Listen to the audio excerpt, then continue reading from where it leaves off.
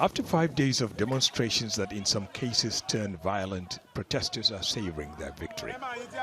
Protests began 6 days ago after a man was allegedly shot and killed by members of the police unit called the Special Anti Robbery Squad, or SARS.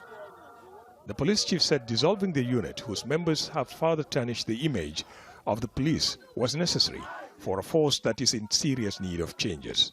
The Special Anti-Robbery Squad of the Nigerian Police, otherwise known as SARS, is hereby dissolved across all formations, the 36 state police commands, and the Federal Capital Territory, where they currently exist.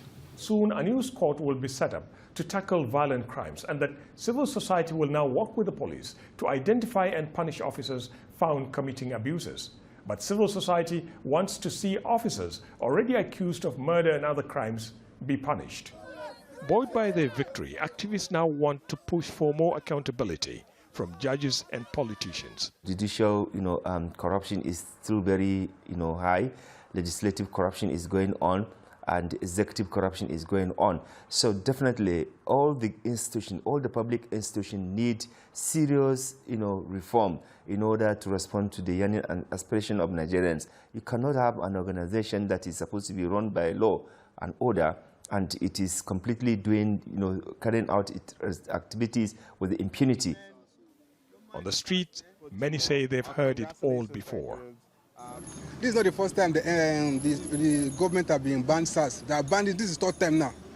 At the end, they'll soon come up again. So for me, it's not acceptable. And the fact that Nigerians can actually gather up and to a cause actually, and to do things that people know that we have a voice.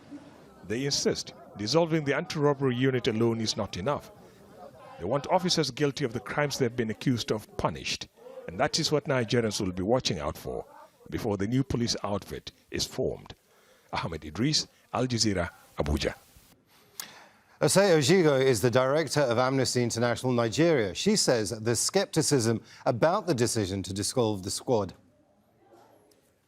I think it's a step in the right direction in terms of stopping the excessive use of the SARS to perpetrate crimes in Nigeria. But we want something that would be long-lasting. So disbanding this unit and creating another unit by another name that will continue to commit atrocities will still not be acceptable.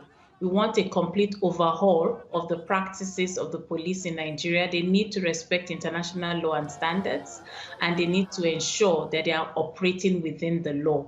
Right now, what we have is rogue officers who think that no one can do anything to them, and which has allowed impunity to thrive. We want them to actually bring those officers that have been accused. They have this information already. There have been complaints.